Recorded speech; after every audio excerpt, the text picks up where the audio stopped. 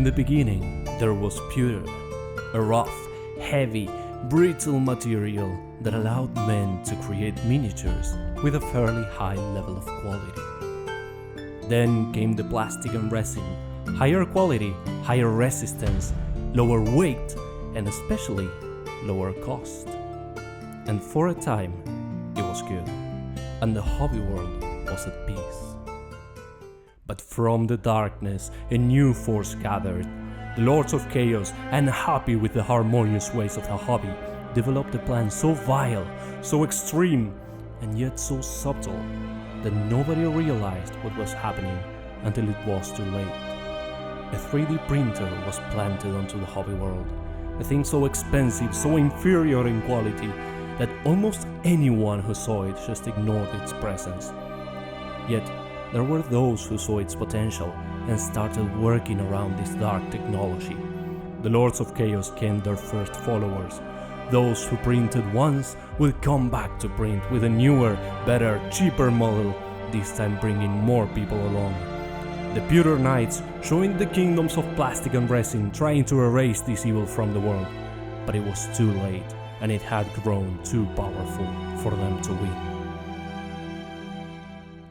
Actually, that's bullshit. Hi, I'm Datum, and just a couple months ago I got my first ever set of purchased, mass-produced minis.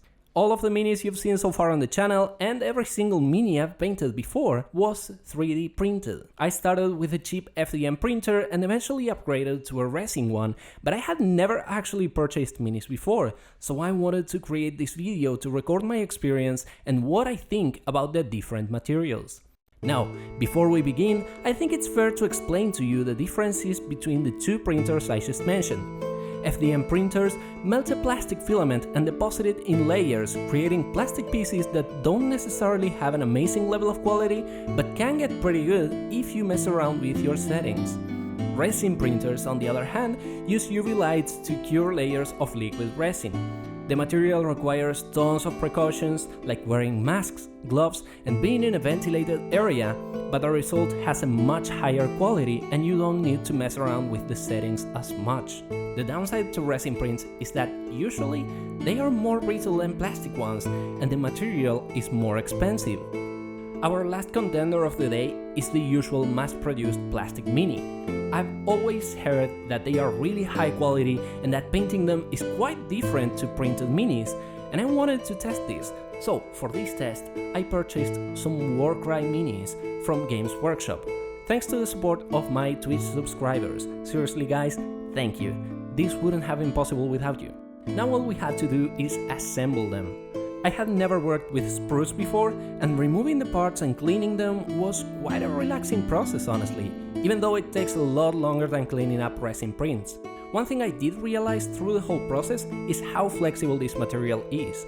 Normally with a resin print I have to be extra careful not to get my fingers stuck on any pieces or put too much pressure on thin parts of the mini, otherwise I know it's gonna break. But with these plastic minis, the flexibility and even the resistance to fall damage really surprised me. On the other hand, after these minis were assembled, I did realize something. A good resin print has just as much quality and detail as one of these.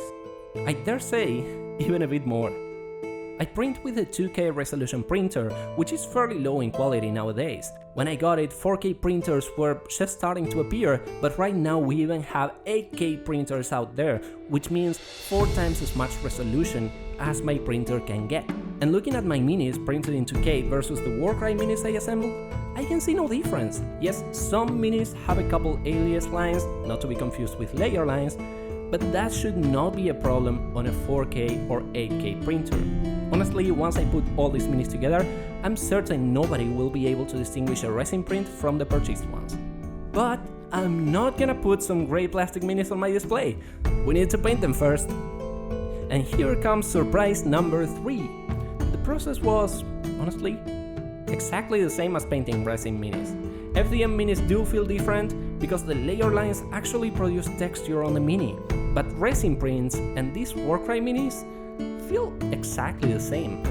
I'm not going to explain too much about my painting process because that's not the point of the video, but I will say these minis made me really understand why some people paint in sub-assemblies.